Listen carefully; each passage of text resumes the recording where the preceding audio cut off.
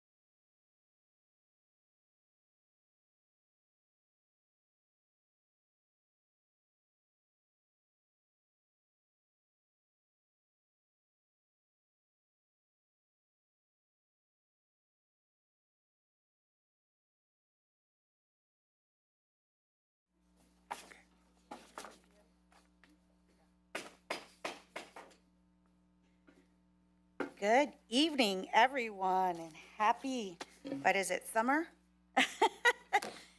So, the board will reconvene into open session at, January 16, 5:56 PM. wonderful, we're gonna, June. June, June. sorry. We have a very good agenda we're excited about. Okay, we're gonna do the Pledge of Allegiance.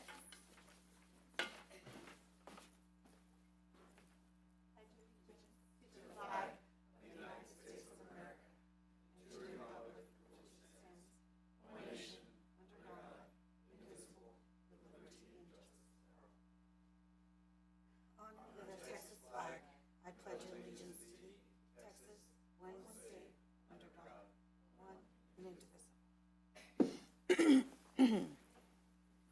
All right, can I get one of our trustees to volunteer and give us the vision statement?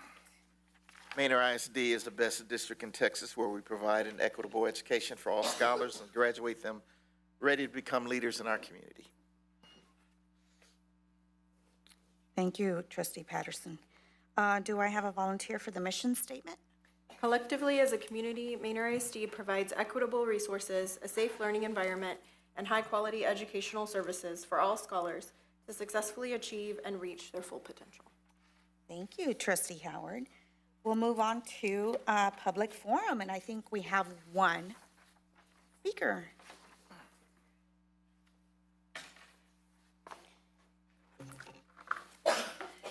Evening, team of 8.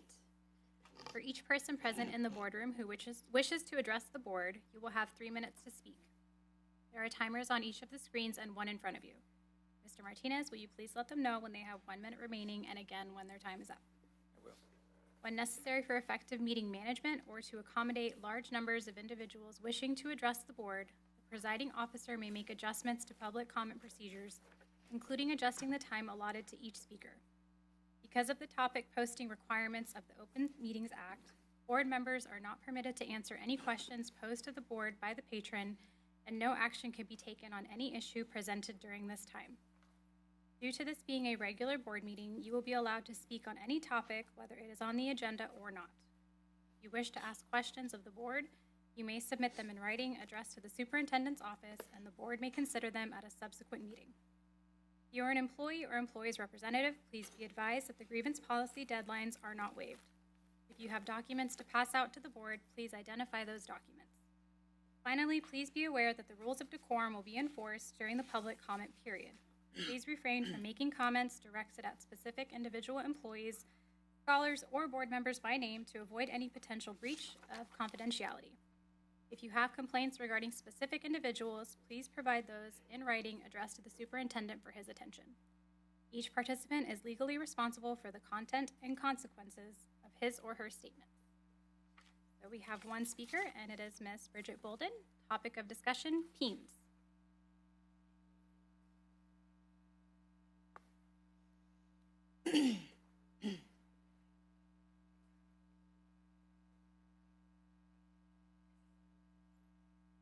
Good evening, everyone, and team of 8. I stand before you tonight to give a well-deserved and heartfelt shout-out to the Manor ISD PEEMS team. For those who may not know, this department plays a vital role in the success of our district. PEEMS is responsible for ensuring that student data is coded correctly, a process that directly impacts district funding. This important task is carried out by every registrar in the district, with guidance and training provided by the PEEMS department.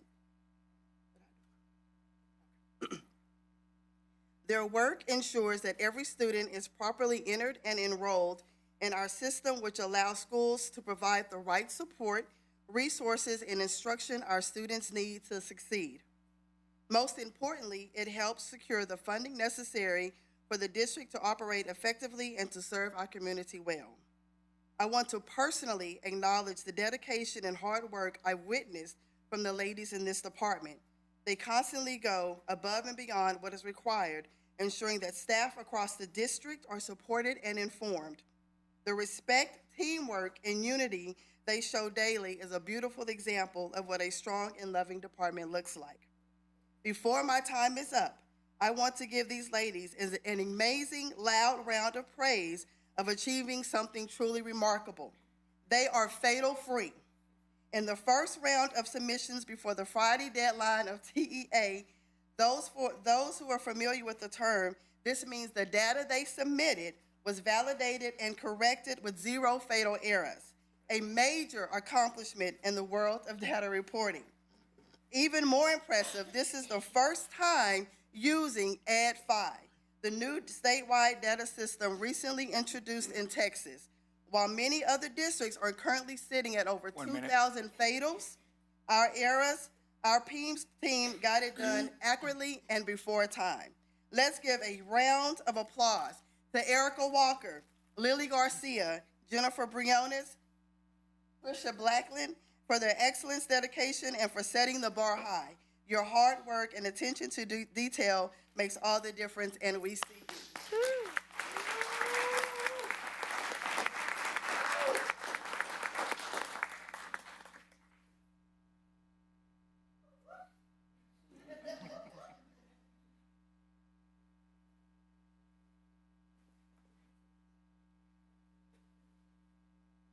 Okay.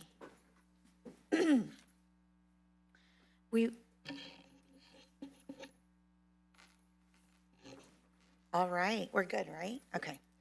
Okay, we will move on to 7 closed session action items. I will take a motion for 7.1, consideration and approval for the Director of Academics and Multilingual Services. Do I have a motion? Madam President, Yes. Trustee Rodriguez Barnett? I move that the board approve the hire of Dr. Kendra Doyle as the Director of Academics and Multilingual Services. I have a motion by Trustee Rodriguez Barnett. Do I have a second? I have a second by Dr. Thomas and Trustee Patterson.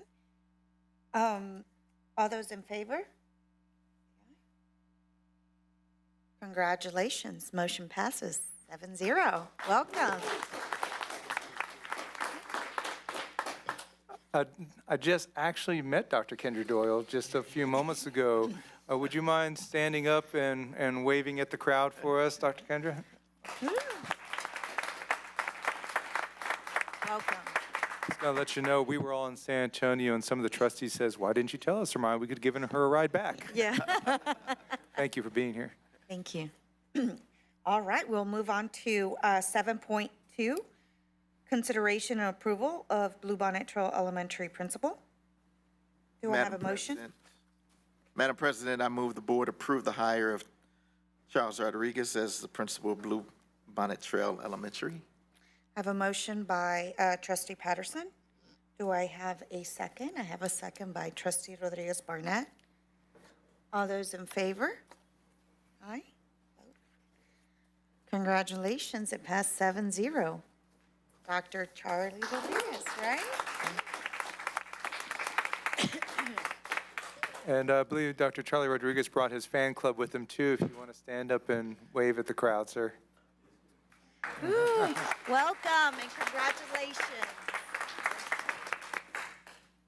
Wonderful.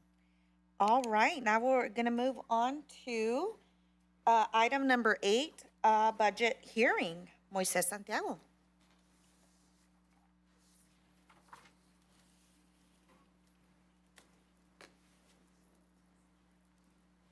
You can stay away, okay? You guys. Good afternoon. I'm gonna try to go as fast as I can. They're threatening me.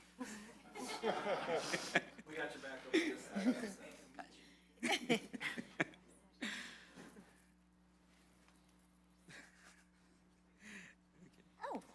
Oh. Ready? Okay. Let's go ahead and get started on this update, first of all, on our constraint progress measure number 2.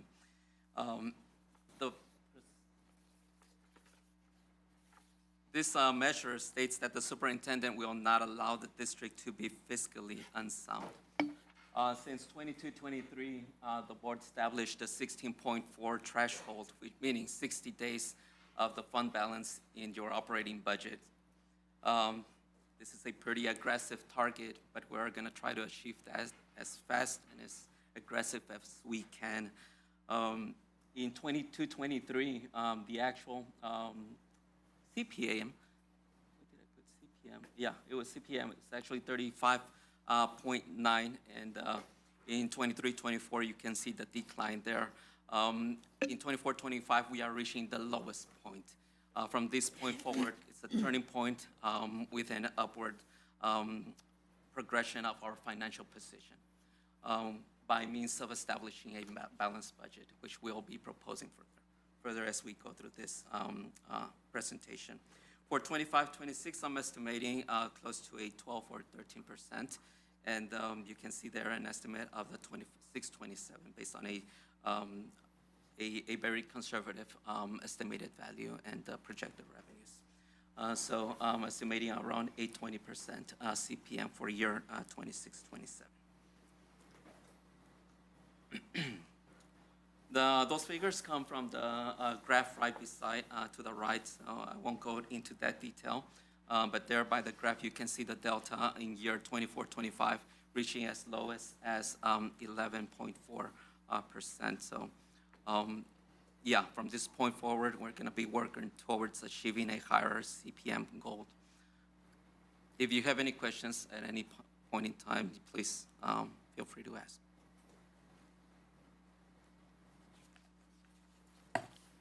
Just an update on our current financials. We are near the end of finishing our fiscal year. As of the end of May the 30th, we realized about 90.9% of our budgeted revenues. That's about 91.3 million, and that's an increase of 4.1% over the previous year. Even though we increased our revenues by 4.1 million, our expenditures almost tripled. So increased of 15% year over year, increased them by 13 million. As far as tax collections, we have collected about 98%, so about 4 or 5 million overall, general fund and INS. Of that, about 66% or 3.2 are general fund or M&O related. So by the end of the year, by the end of June 30th, I'm estimating that we should be around the 98.5 collection rate. For the following year, I'm dropping that to 98.5 just to be a little, 98.25 just to be a little bit played on the safe side. Our end of year operating cash fund balance could be around the figure of 4.9 or 5 million, somewhere around that realm. But that would be a significant decrease over the previous year, which would leave us at the end of the year with about half a month of operating reserves, which is the reason why that brought us to this slide right here. Last month you authorized the borrowing of 33 million to be able to help us operate from July until November. So the reason for that is because of our low end of year general fund balance. And this borrowing is necessary to meet those operating needs between this time period where we do not generate any revenues or very minimal revenues, but our expenditures continue. So last fall, you authorized a 13.1 million, which was paid off in three months. So we were able to save close to 100,000 in interest. This new note has a 3.75 interest rate. So we're going to try to aim at the same, although it is about a quarter of the operating revenue. Most of our revenues, we do generate them during the period that you see right here, and we're going to get into detail of this graph because this is an important graph that we have to understand how the district functions and when money comes in, how we spend, and where our fund balances stays in relation to the revenue, the inflows and the outflows. So let me start on this graph. That picture right there, it's a lot bigger. If you can see this screen right here, you can turn over here to this other screen. There's a detail.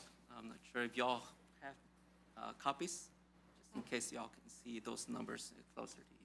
So What's important to point on this graph is, let me start with the revenues. Those bars that you see almost identical, that's revenues. They are almost the same every December through January, continues every year. That's the trend of revenues. Then you have the red line, which are your expenditures. They continue the same throughout the year. And there's a period in time when, after March, all the way to, again, when we reached November or the fall, that red trend of revenues decreases. But then that's a period of time when you have to rebuild your fund balance, build your reserves to be able to operate those coming months where you don't generate any revenues. The green line right there is the fund balance. So that tells you what the cash available at the end of every fiscal year is. So as you can see, if you go back to 22-23, we had a real healthy fund balance. It was close to 40 million. We had about 4.3 months in operating reserves. Then we get to 23-24, which is, that drops to about 3.2 months reserves. And we also did not have to borrow until we get to 24-25. When we see ourselves in the fall not having enough funds to operate during the 2 months that I came in September. So it was necessary to borrow. And so we were able to pay off that note. With the adoption of the balanced budget, that's going to be a turning point from here forward, because that decrease in the fund balance that you see is going to be put to a stop, and we're going to start to build that from this point forward. Although we are, sorry about that, that's my phone. And they were asking me about that song earlier. I don't know where that song came from. So from this point forward, we are going to rebuild that fund balance as quick as we can. Although the superintendent has been given a 3-year aggressive time, my past experience has been 3 to 4 years. But anything is possible. Anything is possible. So we are looking into having to borrow again the following year. It all depends on how much we rebuild our fund balance. Any questions on this slide? Madam President? There's a question. Yeah, we have One question, well, it's one statement. I think it's important because I think one of the major goals here, obviously, to have the budget balanced and keep it balanced, but also the importance of building that fund balance. And I know that we've saved money by interest by paying it off early, and we got a better interest rate, which is great. But I think it's also important that we mention those 3 months that we did pay interest for, how much did we put out? And the new loan, how much is that going to cost us? Because people could understand the importance, better understand the importance of building that fund balance and how much that's going to save us. Right. So in the previous note, we paid it off in 3 months. It saved us close to $100,000, about 89 point something thousand in interest. So that's what we were able to save. But we paid 89,000, so that's what it cost the district. In this occasion, it's a larger amount, but it's a lower interest rate. So if we try to do the same, we could possibly, the total interest, if you kept the note for a 6-month period, is close to 200,000. So just a rough estimate right there. We could possibly save, I don't know, maybe some 75,000 somewhere in there. So it is a higher amount, but it's a lower interest rate. So within the 100,000 figure, that would be how much it would cost the district to borrow 30.1 million. So it was, I believe, the last one, it was like 150,000, the origination fee that we were paying to do the loan? Do not remember, but yes, it could be somewhere there. Okay, so roughly about 400,000, would that be a rough number? More or less, the cost of borrowing, yes. To borrow and then to pay back early? Yes, you include all your fees, attorney fees, everything that Okay. goes into the administrative cost of that. Right. Okay, thank you. I have a question. Could you just explain for the public how the fund balance was 4.3 months a few years ago and why it's now down 2 weeks from 2022 to where it is today. Yeah. So it's important to point out with this, I can't do that. I can't even see this one right here. Okay. So in 22-23, we did have a healthy fund balance. We were able to build it. Before that time period, I went a couple years before, and the district used to adopt balanced budgets until you rebuild it in 22-23. But then here comes the 22-23 time period where COVID hits. It's a time, and then we also had an emergency related to the Winter Storm Uri.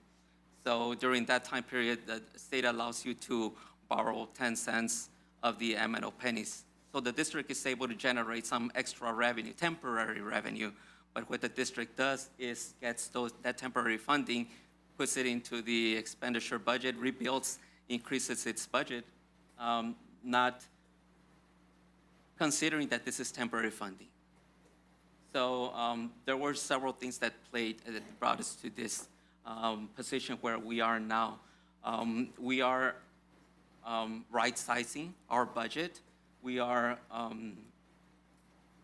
doing the necessary cuts to be able to operate within the funds that the district would normally generate in a year. Last year, we did adopt a 20+ million deficit, but our actual revenues were a lot less than that. So we understand. During the fall, when we came and we presented an amended budget, we already had contracts built from the beginning of the year that we had to keep throughout the year. So there was not much that we can do, even though we made significant cuts and we put a halt into even the hiring process and all that.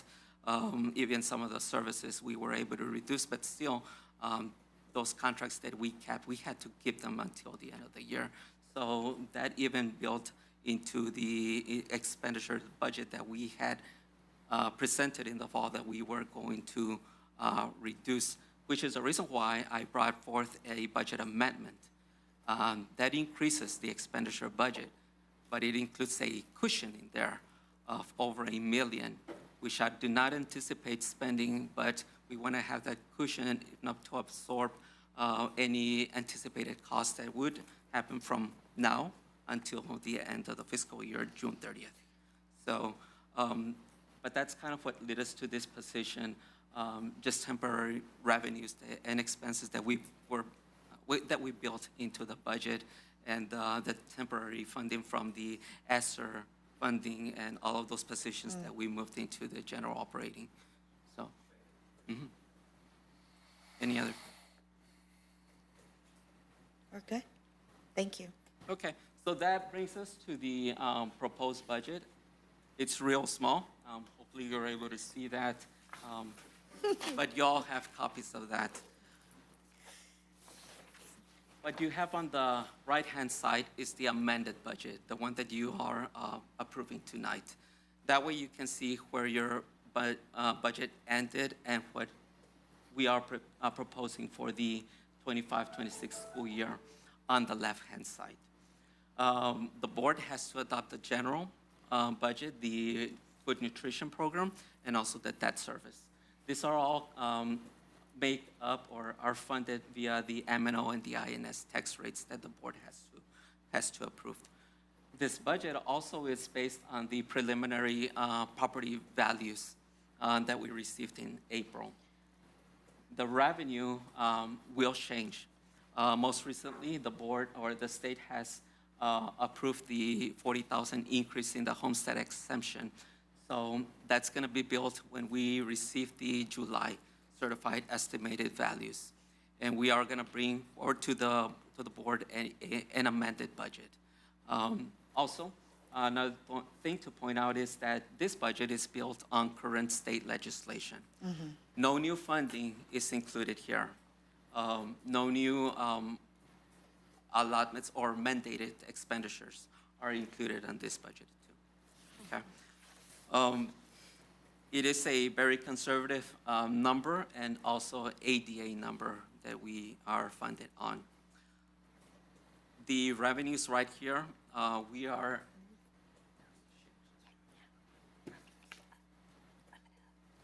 the revenues that we are estimating here are an increase of 3.6%, which is about 3.5 million more operating revenues than over the 24-25 year.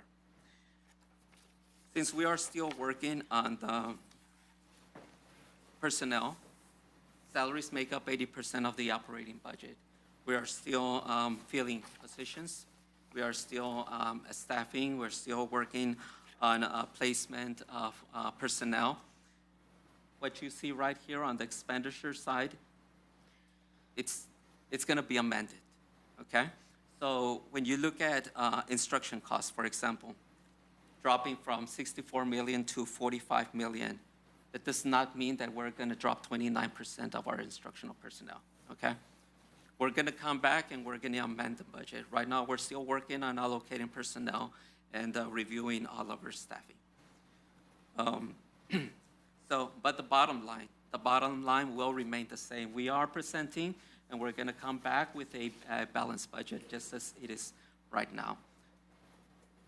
So the proposed budget for the upcoming year is an expenditure budget of $100,916,605, equal the amount of revenues that we anticipate receiving. Therefore, you have a balanced budget. Can you repeat that again? The total proposed expenditure budget for 25-26 is $100,916,605. I think she wanted you to say the balanced budget part.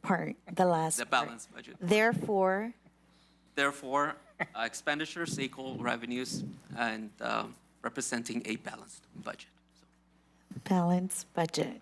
Okay, thank you so much. Dr. Sarmani? I'm still not done. I'm not done. They're looking at me. All right, close us out, Mr. Santiago. She was like, mic drop, good. Okay, let's move on. I'm kidding. So just reiterating, this is our turning point. We're going to rebuild our budget. We're stopping that decline in fund balance.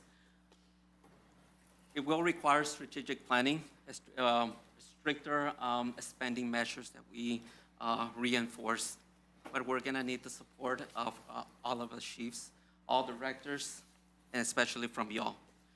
In order for us to achieve this balanced budget and be able to stay within the spending measures that I'm presenting and also within the borrowing needs that we just incurred. So y'all just proposed or approved 30 million. We got to stay within the 30 million between now and November. I cannot come back here and ask for more. No. Okay, So we'll be able to rebuild the fund we balance. support you, okay? We'll be able to rebuild the fund balance with operational savings, revenues that are not accounted for in this budget, and also the adoption of surplus budgets moving forward. Okay,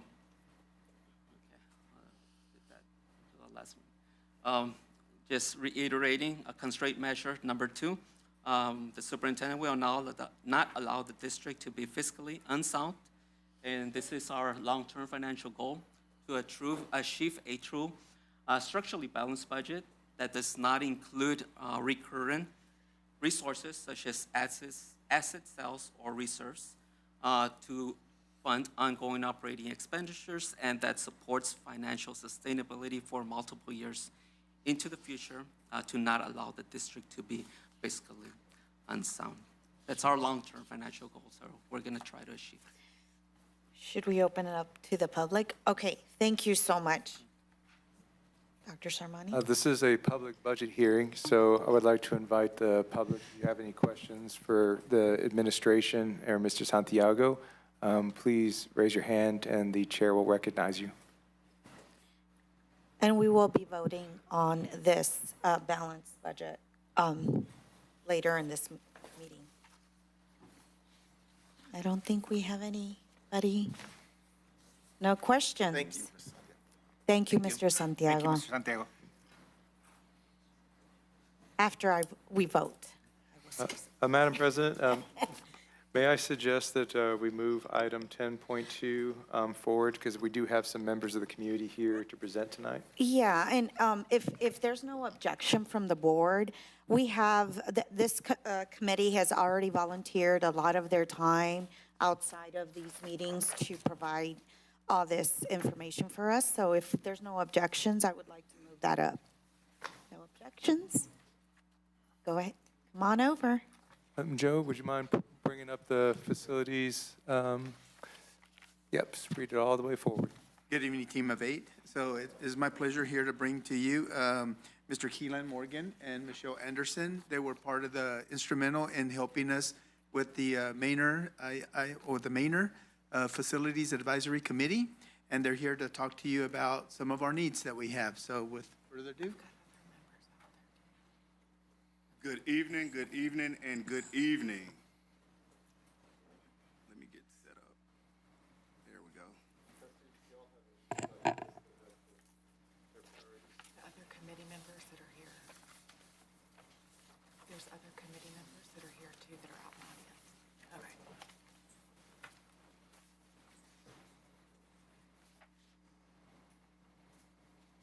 Greetings, Madam Board President Cortez, Dr. Sormani, and the elite team of 8.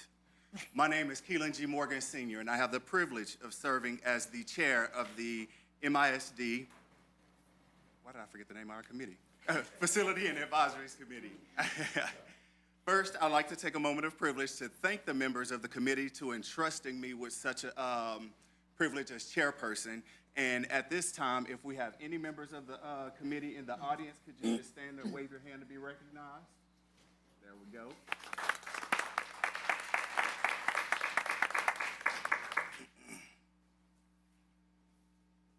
Thank you. Over the past 2.5 months, the committee has worked tirelessly, hard, and in concert with Manor Independent School District staff and other facilitators to reach the recommendations that we'll present to you today. Tonight's presentation will be an accelerated Cliff Notes version of the work that we have undertaken and data points and other information considered to reach these recommendations you will hear later on. You'll hear from me more shortly. However, at this time, I'd like to introduce Michelle Anderson, the committee secretary, who will begin our presentation. I'll see you in a minute. Good evening. So I'm going to start Good evening. with the slides, and I'm going to move down, and I'm going to explain to you kind of some of the groupings, kind of how we organize this. This is the group of the community members that were part of this advisory committee. There was 18 of us. These are the meeting facilitators that actually organized all the information, got us prepared to meet with the slides, and also brought all the documentation. Obviously, you know a few of the local, Dr. Sarmani, Joe Mendez, Miss Tammy Williams, and then the other 4 were from HPM. The 5 areas that we really focused on was enrollment and demographics, campus utilization, deferred maintenance, growth, and then the other needs, which is asset life cycles. This is kind of how our schedule worked. We started in March 27th was our first meeting, and then we had, there was a total of 5 meetings. Within each meeting, we kind of focused on certain areas, like elementary schools was one meeting, high schools was another meeting, the other needs. So it was very organized and very detailed. This next one is the enrollment and demographics. As you can see, district-wide, there's been growth. The middle, that orange line, is the 24-25 school year, and that might be a little bit old because as of January 30th, there were 10,061 students, and I believe there might be a few more now. So obviously, as you can see over the next 10 years, kind of how the enrollment's going to increase. This is a map of kind of the school, the areas that are, the communities that are being developed. And of course, I've got to put my glasses on for this part. So as you can see, there's the district has 11 active building subdivisions. Within MISD, there are 23 future subdivisions in various stages of planning, and of these, groundwork is underway on more than 1,000 lots with 7 subdivisions, and 132 lots were delivered in the second quarter. So if you look at the map, the areas that are in green are the active areas. The areas in the yellow is the future. So as you can see, there's a lot coming. And since I'm in commercial real estate, there's more. And then this is the utilization overview of all the campuses.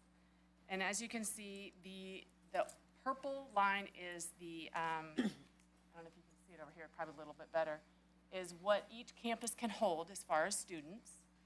The green is your current enrollment, and then there's a percentage versus what the school can hold. Then the demographer has a projection of what next year is going to be. And you can see as some of these schools, like Lagos Elementary, is projected, it's currently at 96% and will stay at that. There's another, let's see, Shadow Glen Elementary is another school that's at 95. It's currently at 97% and potentially going to go to 95%, but there's lots of growth still coming in the Shadow Glen area, as you saw on the last map. This is your deferred maintenance, and I'm sure you're all aware what deferred maintenance is. It's basically postponement of maintenance activities such as repairs, replacements, general upkeep. So currently, looking at this graph, you can see anything that is highlighted in the bright green. The first part is the elementaries. So the bright green, that's something that needs attention. So as you can see, Bluebonnet Elementary School is already at 10 million. So currently, our current backlog of deferred capital renewal is at 34.2 million. If no action is taken in 2030, we are going to be at 133.5 million. So that kind of goes to show how important we need to pay attention to our deferred maintenance needs.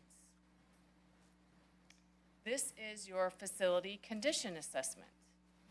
So facility assessments are essential to long-range planning, evaluating building conditions, capacity needs, and deferred maintenance.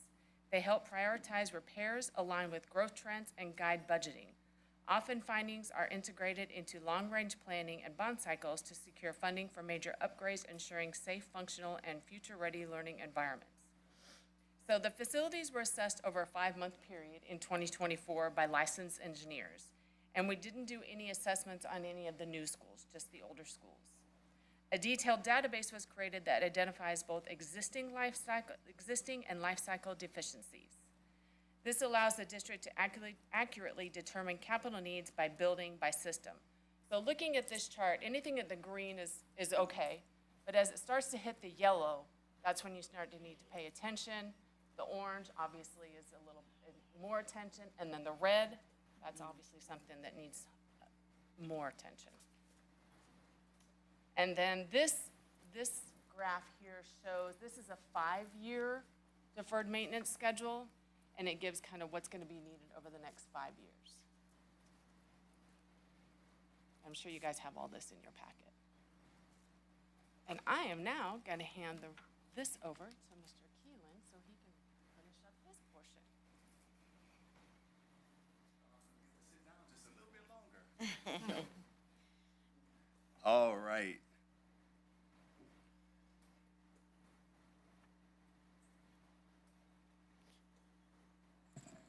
Thank you so much, Michelle, for kind of providing the foundational aspect of the recommendations that we'll have for you today. So those index scores, the deferred maintenance costs, I know those big numbers that you saw, sometimes it can be intimidating. It was intimidating for us. But at the same time, we know that it's much needed work across the district.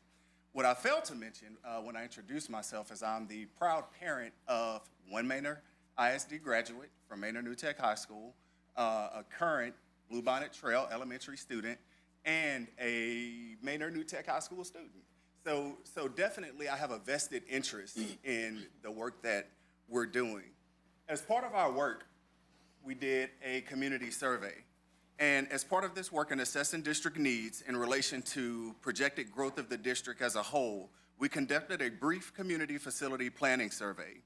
Manor ISD stakeholders were asked to provide feedback on topics including the current condition of maintenance of facilities, understanding of the two tax rate components of the Texas school funding, expansion of academic opportunities to serve more students, and how they might prioritize needs based on limited funding and potential support of a future bond to cover major facility repairs and replacements.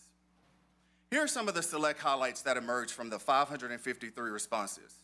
First, stakeholders are in support of expanding innovative learning and early college opportunities here within the district for students. This is evident as when asked what academic opportunities would be prioritized, expansion of models such as new tech and early college emerged to the forefront.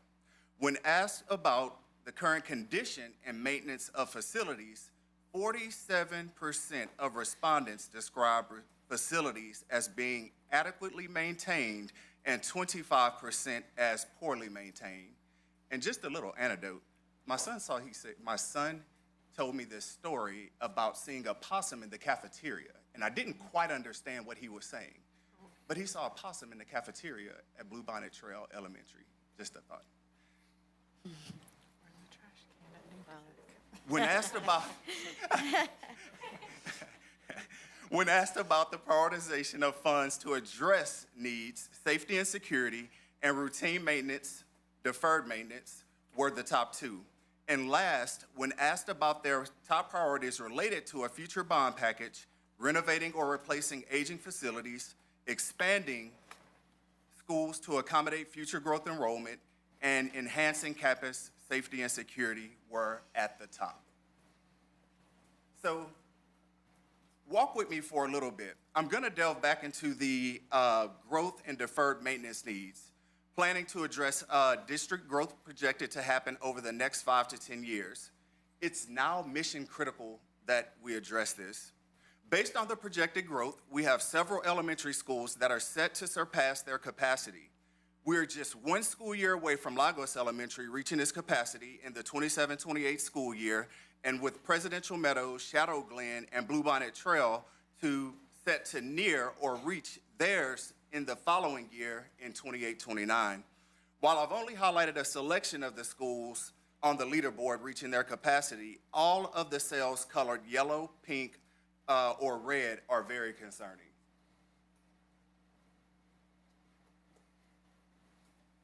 Moving forward to our high schools, note that you do not see any pink or red cells as areas of concern with relation to capacity and utilization. However, in the current high school model for the district, Manor Early College High School is projected to reach its capacity in 26-27 as indicated by the yellow cells.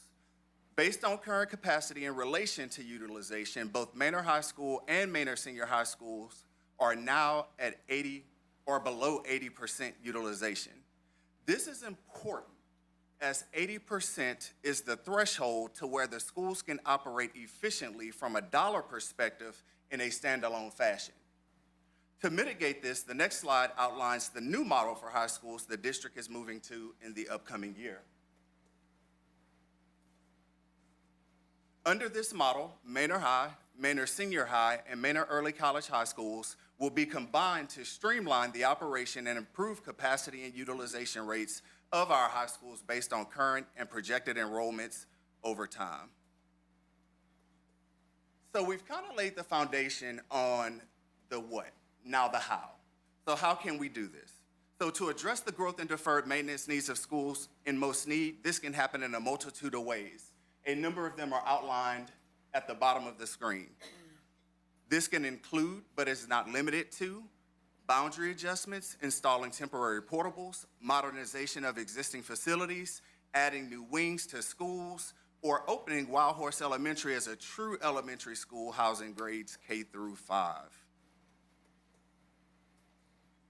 The next slide kind of gives you an overview of a word Michelle kept using, and that's the life cycle.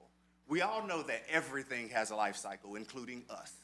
So within that life cycle, this model that's here, it's one slide before what I really wanted it to be, but walk with me.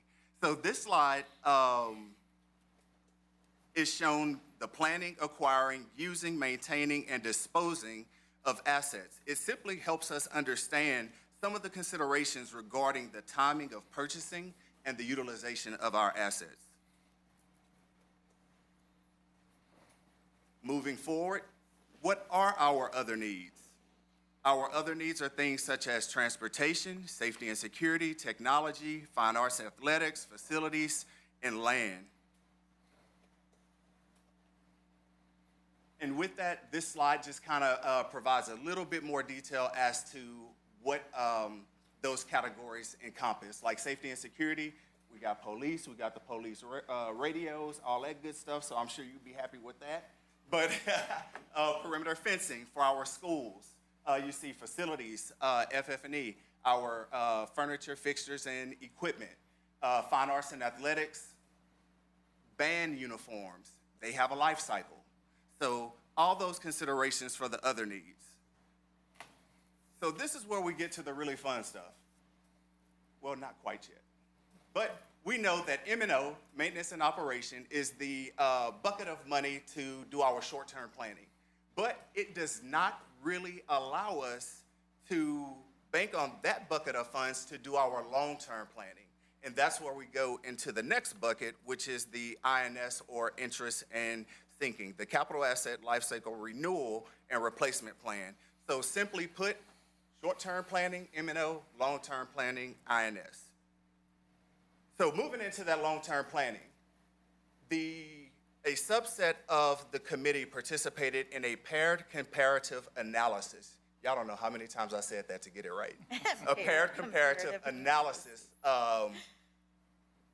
session where we really looked at all of the, for the lack of better words, competing priorities of the district and put them up one-to-one against each other, and this is what we came up with the priority list. Number one, fund all life cycle capital renewal projects. 2, renovations and upgrades at Bluebonnet Trail Elementary. 3, expand capacity at Manor New Tech High School to reach 1,000 to 1,200 students, so make them a little bigger for A. And then add a wing onto Manor Senior High School to make it a true 9 to 12 campus. And again, that reduces the transportation needs from the campuses and things like that. And I'll read the next one, renovations and upgrades at Decker Elementary. But you see the full dossier of recommendations there. But one thing I do want to highlight, and this is something that we talked about, Michelle and I and the team, and with regard to the addition to Shadow Glen Elementary and Presidential Meadows Elementary, they did not rise to the top of that list, but those are very much areas of concern with the growth and development happening in that area and the potential overcrowding of schools. As I shared earlier in the presentation, particularly Presidential Meadows and Shadow Glen Elementary are set to reach their capacity in the very near future. So I don't want it to be misrepresented that, oh, well, the advisory committee didn't put that high on the list, so it's not a priority. It's very much a priority. So definitely, I hope the information that was presented to you is helpful. And on behalf of the committee, thank you for allowing us this opportunity to share with you on this evening. Thank you so much. Great presentation, and I really want to thank the committee members who put their time and an effort in making sure they brought the best recommendation over to the board. Thank you so much. And if I could, if all the members of the facility committee, would you mind coming up? Yes. We have a little something we brought with you. Ms. Kelly could bring that to you. Come on up, Michelle. Come on. Yay. Committee members. Oh, Mr. Mendez has it. You know, nothing can give you back the time that you spent. I mean, we did give you some really great food sometimes. Sometimes. Sometimes. But at least we want to show appreciation by giving you a certificate of appreciation for the service you provided the district. And it would be my hope someday that if we have more facilities committees, that many of you would come back, since you are now experts on the facilities of the district. So thank And you in the very much. process, too. I wouldn't say expert, but committed community member. Yes. Thank you very much. Thank you.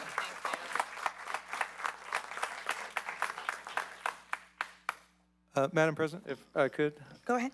Just a couple of notes, especially for the public. There is a website for the Facilities Committee, and all their information that they showed very quickly up here. You can see the full presentations that were given to them and all the information given to them on that website. And as well, we will get this one up there as soon as we can. What happens next is the administration will take the recommendations provided by this committee, and then we are going to start, actually, probably, I think it's tomorrow or Wednesday. Wednesday, we're going to start doing detailed work to provide administration the detailed dollar amounts and what that looks like and what the financials behind it all is, with a goal of giving you some of that information during our pre-packets before the board meeting, and then an opportunity for discussion on August 4th. So anybody out there who wants to hear that discussion, it'll be on August 4th. And at that point, we will let you know what dollar amounts that we think we need in order to accomplish the missions that you've set out for us, and to cover some of the recommendations that they've given us. And of course, that also means that we will likely need bond money to do that. And for those who don't know, that would require the calling of a bond election in November. We still got a couple months of information to provide trustees before we get there, but certainly we would want that to be a discussion topic on August 4th. Or if there seems to be a momentum in that direction, we can also have a motion there for you that night. Certainly you don't have to do it that night, but I will remind everyone that August 22nd is the last day by law that an election can be called for November. So any questions for administration on that? I just have a few questions. So, I know it was, maybe I missed it, but how many years was this plan? Or do we know until the recommendation is, never mind. So what the charge of the committee was to analyze the needs over time. Okay. It's going to be up to the administration now to take that and put it into chunks over the next years, because now we're going to have to overlay on that the financials and what the new law, because the law's changed, by the way, and our financial situation when it comes to INS has also changed, assuming the governor signs the new change in the homestead values. And the hold harmless, we'll have to read into what that does. But basically, our job now is to take this into chunks. And what does that mean for the next 3 years? What does it mean for the next 5 years? And my goal is this will be cyclical. As I told the Facilities Committee, this is just the beginning. So we bring forward the recommendation of what we think we can accomplish with the finances in front of us. Politically, the board will decide this is something we think the community and us can support. And then whatever, if a bond is passed, that tells me when the next cycle will begin. And we will begin that committee to, in a year or 2 years, to get that next chunk ready. And ultimately, we want to always have about 10 years out of stuff that we know we need to get done. I have a question. So I know there's some pending bills that might affect the bonding capacity that we have. So do we have a plan in place?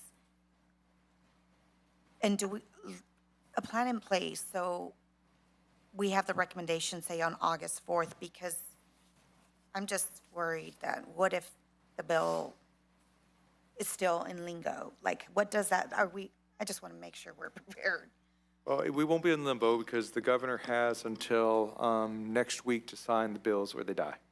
And so we'll know for sure by the end of June what the law is. I've already engaged our financial advisor to begin to prepare. We know what the numbers are under current law. The question for him and our financial advisors is to calculate what is that going to be under new law, and if there are any changes to that. The number I gave our facilities committee was $325 million of current bonding capacity under current law as of right now. I won't go through all the assumptions they used.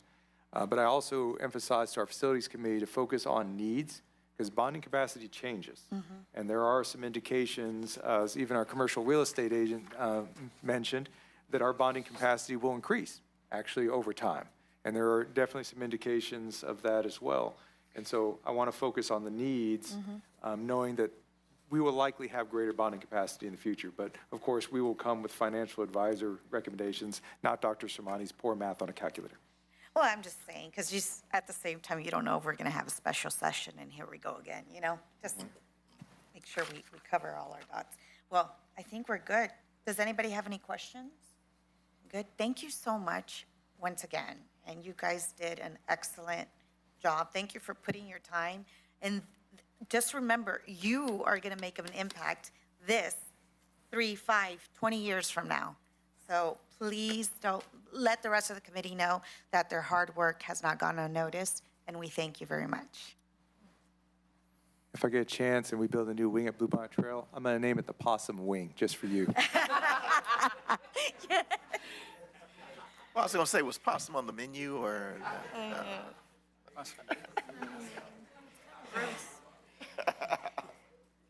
All right, so we're going to move on back now to number 9, Superintendent Update, Student Safety. Hey, team of 8 and trustees, to give you your monthly superintendent update, and we'll start with school safety. Just to let you know, we've accomplished 6 more recommendations. We are now up to 20 of 53 recommendations. Again, we're very conservative. These are fully implemented recommendations. There are quite a few to be done this summer because some of them involve some light construction work, and so they're going to gear up to work on that. The weapons detection system, if you didn't notice, it did get installed at Manor High School before the school year ended because I really wanted the kids and the staff to see what it looks. It looks differently.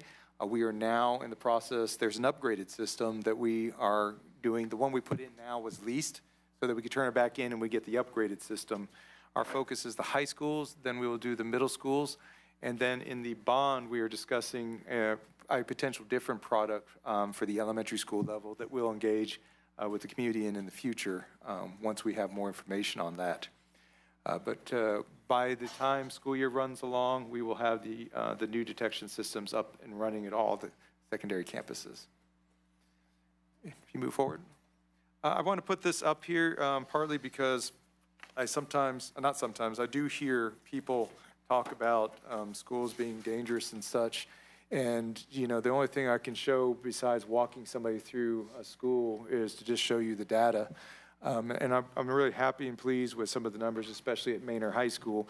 And I just wanted to show the community how our administrators are putting structures in place and working with kids, and the incredibly large decreases in the number of fights and assaults that happen across the district. And I want to emphasize to people, when I say the word assault, I'm using the legal definition, and that means if I push someone and they don't push me back, that's an assault. That doesn't mean somebody was beaten up necessarily. We're talking about just even the Class C version of assault. But you can see those large double-digit decreases year over year, and those are something to be proud of. I also want to thank our community who's really helped us out with improving our attendance. While I'm certainly not excited by the attendance rates, I'm excited in the direction they're going in, especially at Manor High School. You really don't see kids hanging around Starbucks and McDonald's like you used to because they know better. Word got out really fast. The community, our businesses have a phone number they call that links them to dispatch. Dispatch calls available units, not necessarily police. I've even seen the football coach go pick up a basketball player at McDonald's. As long as we have a district vehicle, we can pick them up and give them a ride back to where they need to be. If they don't want to go back with us, we call their parents. And it's as simple as that. And so that's led to an increase in attendance as well. And I'll say the same thing. I say this all the time. We have such great kids. Kids are kids. They're going to do things that they can get away with. I think it was the second last day. I was actually on the phone with Ms. Cortez, actually, and I looked out my window, and I was like, there is a kid about to skip school right in front of me, and I'm sitting in my car. I just pointed at him and go like this. They turn around and walk right back. All our kids need is some structure, and they're great kids. And so that's what we're providing, and I love the direction we're moving in. So a few points of pride. We have a couple new doctors in the district, so I want to give a shout out to Ms. Carol Jackson at Decker Elementary School and Leticia Jones at Mary New Tech Middle School. Let's give them a clap, the virtual land. And it's been so busy, I forgot to tell everybody this, but Dr. Williams Hill got selected to the prestigious all expenses paid Holdsworth Aspiring Superintendent Academy. They do not pay for everybody to go to this. You have to apply, and she went through 2 rounds of interviews, and so I'm excited, and I'll get to actually learn, because she got in, I get to learn with her too, so that's exciting for me as well. So congratulations to you. Congratulations. Some class of 2025 highlights, just to give you some final stats for the public's view. Just want to put those out there. $5.5 million of scholarships, not too shabby.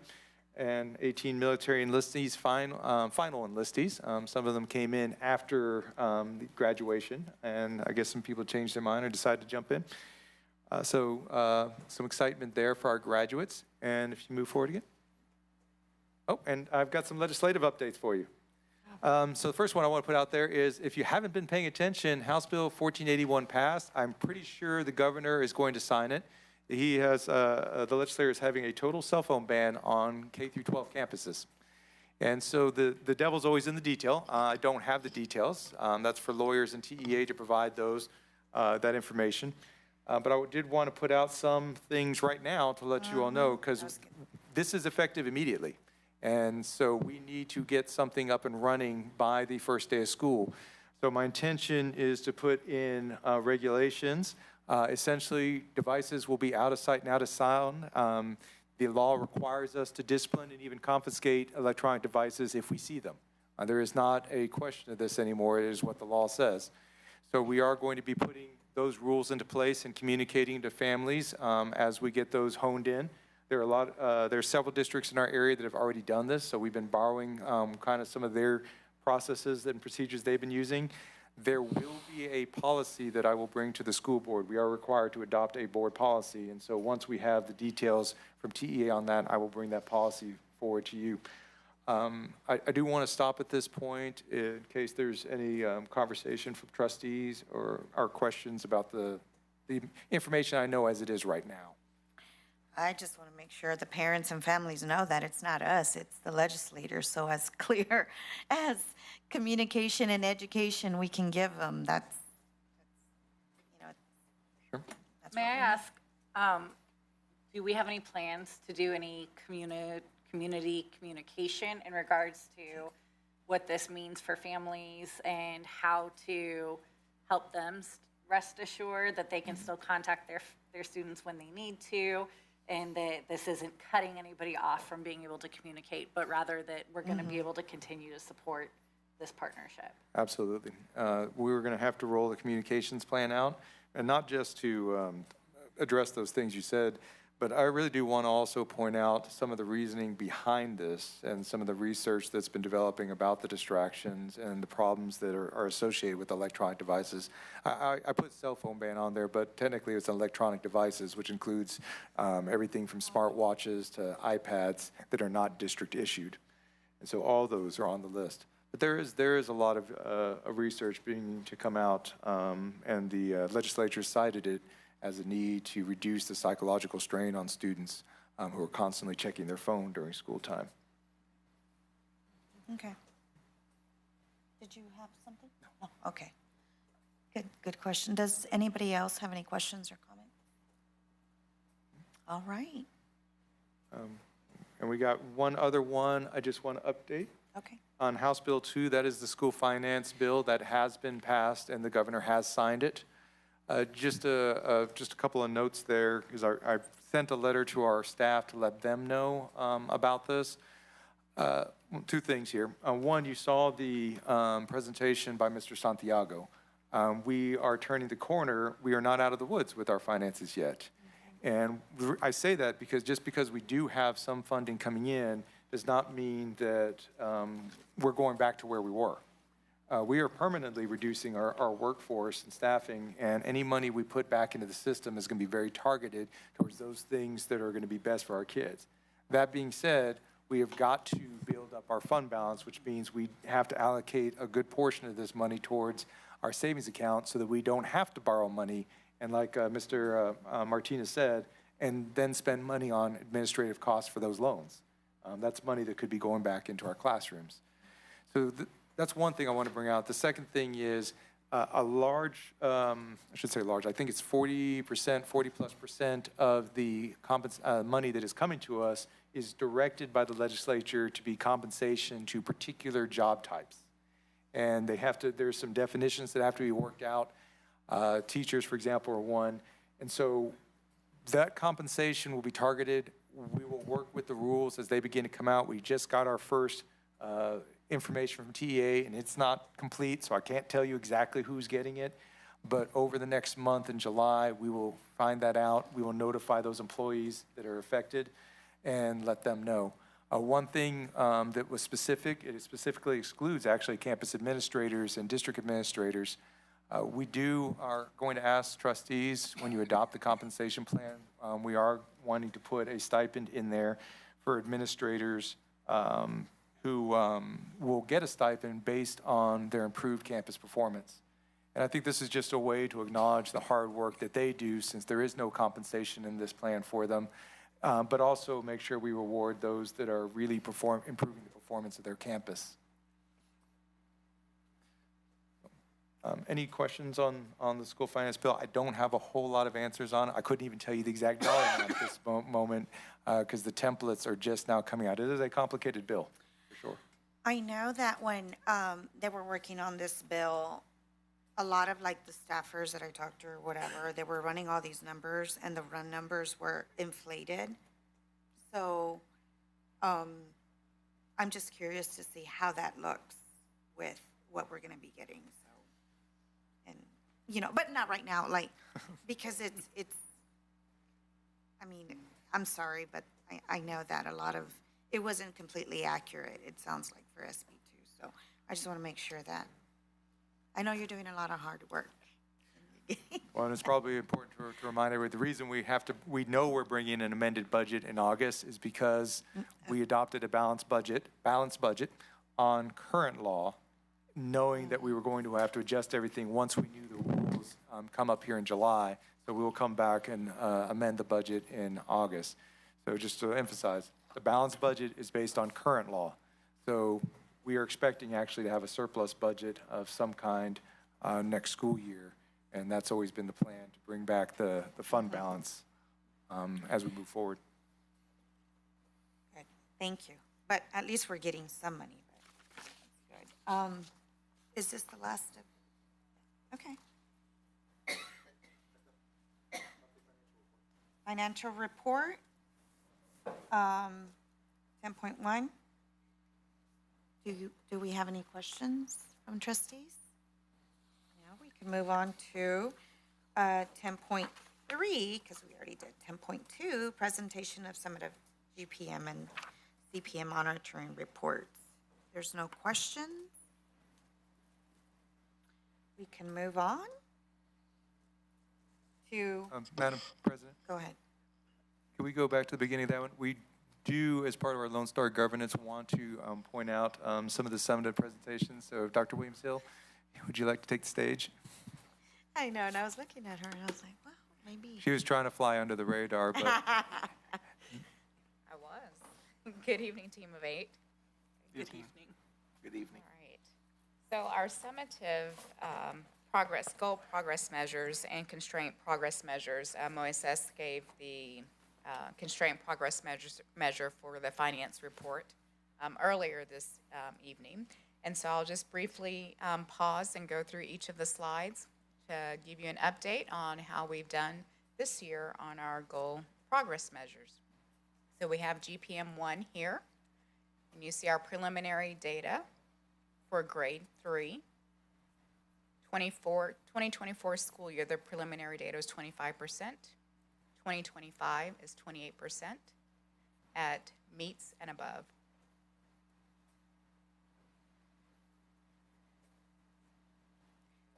GPM 2, the percentage of third grade students who meet grade level or above STAR Math will increase from 19% to 47% by June 2028. Our preliminary data has us at 23%. Can I ask a question? Yes. Go ahead. When the annual target says 33%, for example, school year 25, where we just finished 24, 25. So it says 26%. And when we see the information at 23%. Are we also adding the mastery? Because mastery is meeting and above. So is it like 30%? It's not. The percentages are collapsed within each other, if that makes any sense. So the 7% is inclusive, the 23% is inclusive of the 7%. Oh, okay. Thank you. Our GPM 3 for our CCMR will increase from 48% to 90% by the class of 2028. As of 2025, our projected or predicted CCMR scores as of June 12th, last Friday, is at 72%.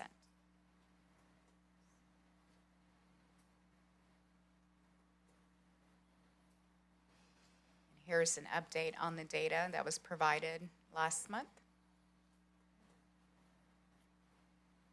May I ask a question? Yes. In regards to CCMR data being, it shows that it's being housed in Skyward and School Links. How are we validating the data in two different sources to ensure that we're getting accurate results? That is an excellent question. And I'm going to call a friend, Dr. Harvey. Good evening, team of 8. So Skyward reports into School Links, and what we do is by hand download what's in School Links and then do a comparison between what's in Skyward and School Links to confirm that those things are correct. And then, as mentioned earlier, we have an awesome PEAMS team that we've been working with to verify the numbers and make sure the code's going in correct. So we've been pretty busy doing actual hand-by-hand comparisons. So then, is the data in both Skyward and, like, is all data in both systems? Yes. Everything goes into Skyward, and then it uploads daily into School Links. And it gives us the graphics and the predictive measures. Yeah, I don't think, you're not using the Skyward to house the College Board stuff, though, No, right? no, those things go straight to TA for performance reporting, and then we actually get that data and go back and add it into here. It's all uploads into Skyward. So then is it integrated, like those two different softwares? Are they like, do they talk to each other, integrate it, and then produce the data, or I'm just? One-way talk. So Huh? it goes one way up. Okay. Everything goes from Skyward there. That way we don't have any system overriding our main database to Skyward. Yeah, CCMR, as I've mentioned before, is one of those things, the data elements come from so many different locations that you've got to do a lot of hand work. When I say hand, I mean, we're working off of spreadsheets, of course. But that's one thing that I saw this year that I was much more excited about. We had principals and counselors sitting with spreadsheets going over their class of 2025 students, line by line, so they can say, well, I know that kid passed the SAT. Why isn't it showing that? Great question. Go find out. And you go and try to solve that issue before PEAMS does the summer submission. Because the way the education agency works is once it's submitted here in summer, you can't change it. It doesn't even matter if you can prove you were wrong. It doesn't matter. Whatever you submit right now is what counts. Mm-hmm. And so a lot of work's been going into checking this data to make sure we have every single number.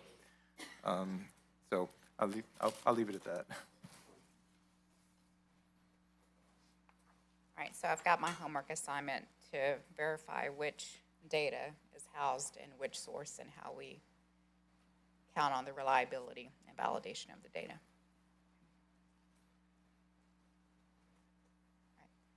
We have 3 constraint progress measures, and for number 1, it is the percentage of the teacher turnover rate as measured by TAPER.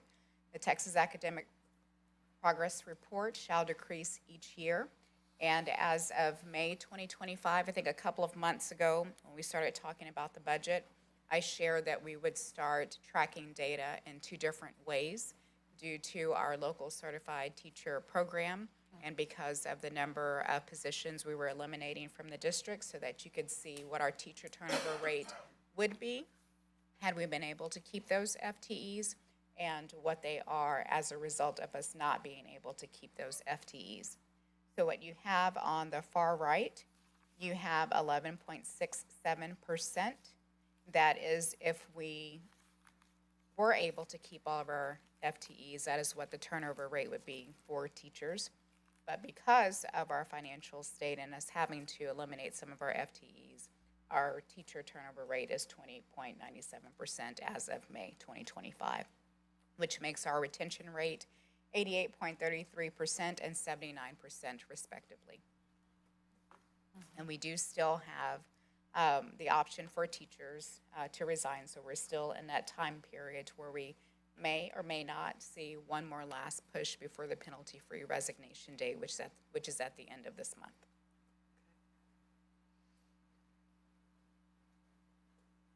All right, and then for CPM2, Moises gave the update, and for CPM3, the campus accountability scores.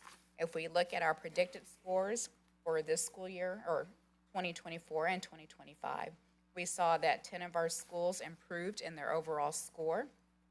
4 of them decreased, and 1 remained about the same. We still recognize that we have too many Ds and Fs and have been planning this spring to jumpstart our upcoming school year, anticipating what those ratings might be. And we have not fully adjusted to the higher standards and changes in testing put in place in 2023 and 2024. For our public, just the reason why I'm not putting the scores up there is TEA has not released the scores. And one thing that you don't want to do is put out a score that's too high or a score that's too low, and then TEA come back and say, well, you put out the wrong score. So these, what I'm referencing here, are internal predictions that we've done that could change depending on what comes out. And we should be getting, I believe, a public release of scores next week, I think is when it comes out. Let me rephrase that. 2025 is coming out next week. No one's real sure what's going to happen with 2024. It is still part of a legal challenge, and we will see if they get put out.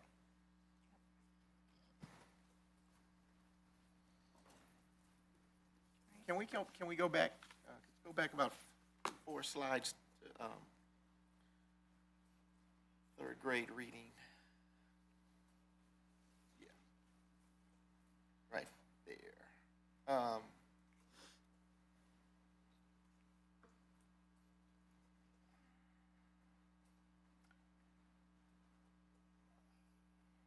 Let's just make sure I was seeing this right.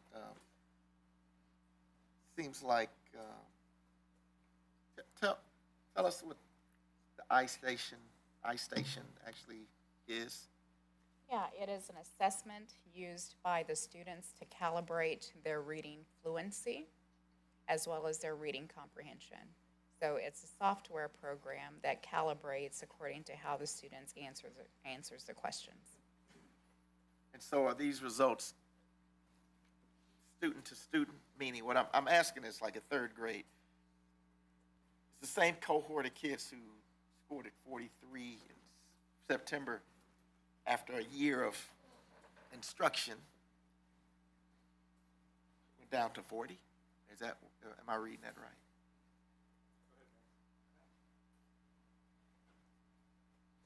From September to May? Yeah. Good evening, Third trustees. Trustee Patterson, it's not that the students forgot stuff or scored at a lower level. That's the percentage of students that are at or around grade level. That's a rough way to talk. Or students who are progressing as expected or on grade level. So where in September, that is the same, it's the students that were here back in September, October, scored the 43%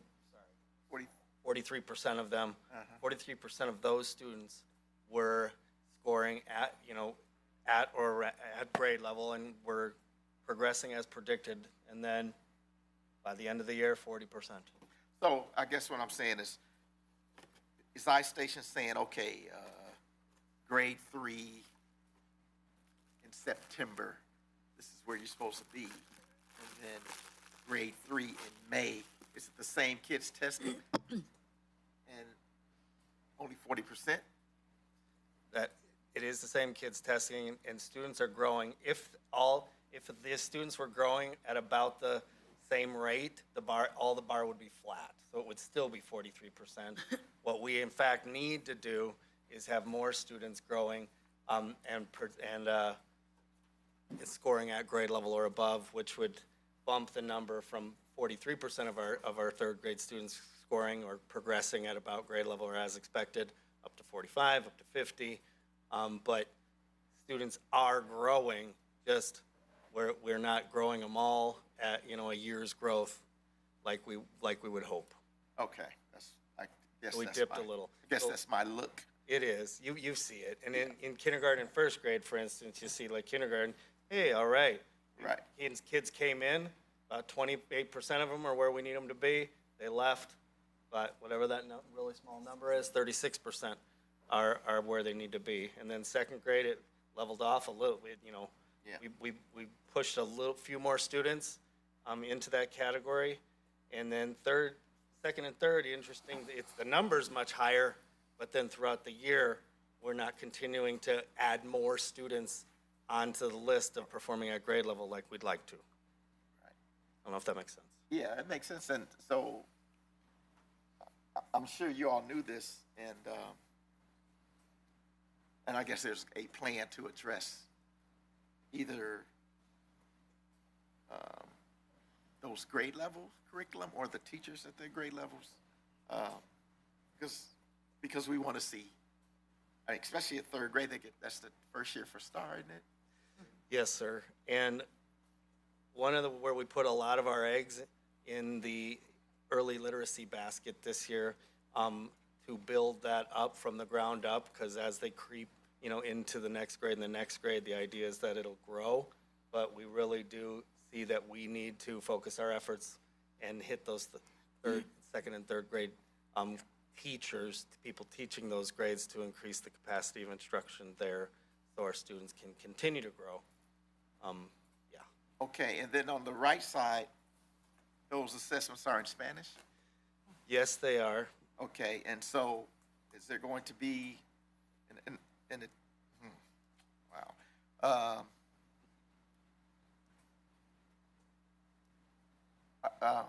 I think I know what you're asking. And I think back at the beginning of the year, when we got in those first scores for kindergarten and first grade, I brought it back to my team and we brought it to iStation. Like, we got smart kids, but that's higher than what you would expect. The grade level, the second and third grade scores, those were about right. And we met with iStation representatives to try to dig into, what happened with those scores, because they look great. And, I was pretty cautious and calm about trying to, celebrate how awesome they were, because I expected that we would be at a normal, a level more commensurate with where we should be in the next grade level. So like second and third grade, although they're not as high as I would like, the progression in second grade in particular, we want to see that more kids functioning and reading at grade level. Kindergarten and first grade, I knew I'd be standing here. When those scores first came out in the fall, I knew I'd be standing here trying to explain it. And there's no way to explain it other than the scores were anomalous at the very beginning. And then for the next page, for the math, Yes, the next sir. slide.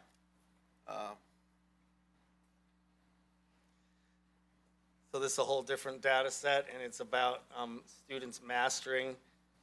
It's more of what you're used to in terms of scores, and actually Dr. Lowry might need to tutor me on what iReady actually is showing us, because each year when I first came in, I was at this meeting, I think, seeing this data when I was getting sworn in, and it was like, wow, we're doing great in math, until you look at the STAR scores and Right. it doesn't translate. And so really, I have a problem with the iReady math data, and that's one of the things that prompted for this next year, not only a change in the curriculum, which was iReady curriculum, but also a change in our progress monitoring, which is going to move to a product called iExcel, which is used across the state and also has a practice platform attached. Should yield some data that we can feel more confident in for next year. You answered my questions. Thanks. Thank you, sir. And that's the question I would have asked too, is whether we feel confident in the tools that we're using and whether we feel they are best supporting our students.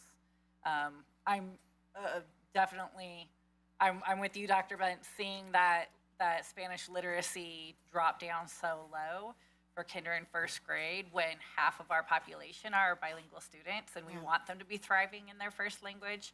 That is definitely something worthy of looking into, and it's great to hear that that's exactly what you all did.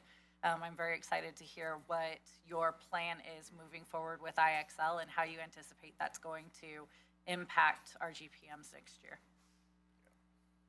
Thanks. Thank you.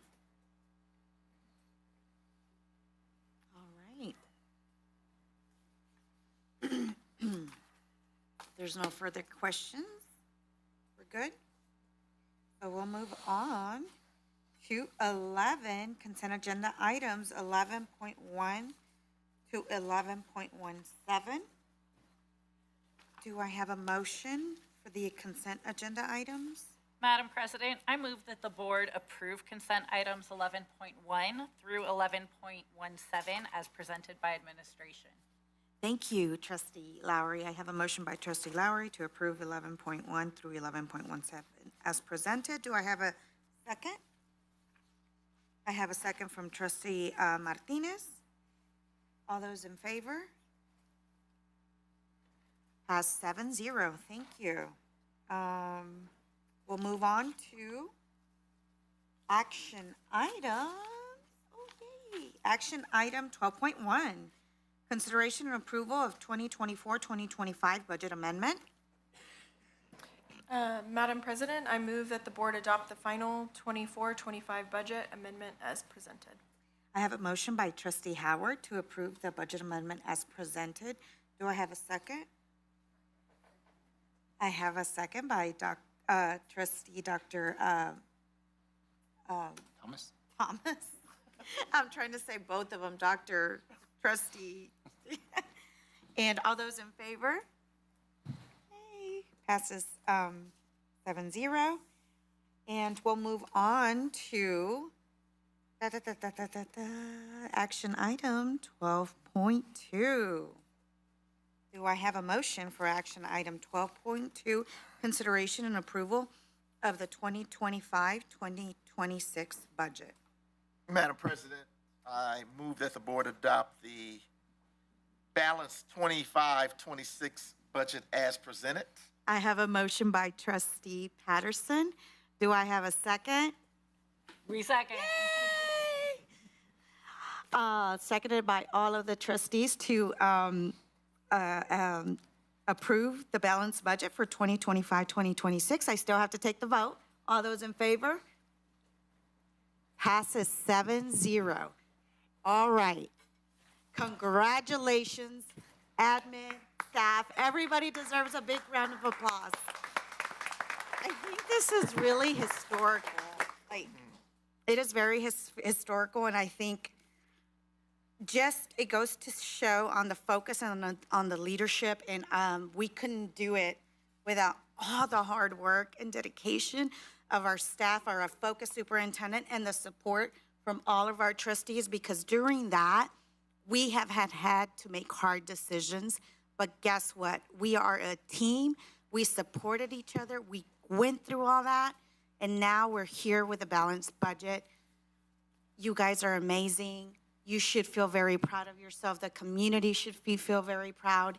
And I'm almost in tears. Thank you so much. Madam President, can I say one thing? Go ahead. So I think it's also important, the little tidbit of information that we found out here a little bit earlier, is that we are possibly only one of two districts that actually can say that we have a balanced budget. The second one, we don't know yet, but Yes. possibly two. So this is a big. Trustee Patterson, I could see you.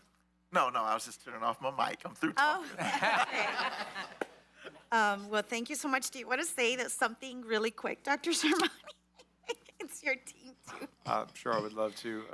And I think you said it right. I think this is a really good example of what Team of 8 leadership looks like. I don't think, I'm not sure if we could have made it across the finish line if it weren't for a board that looked at us and said, get across the finish line.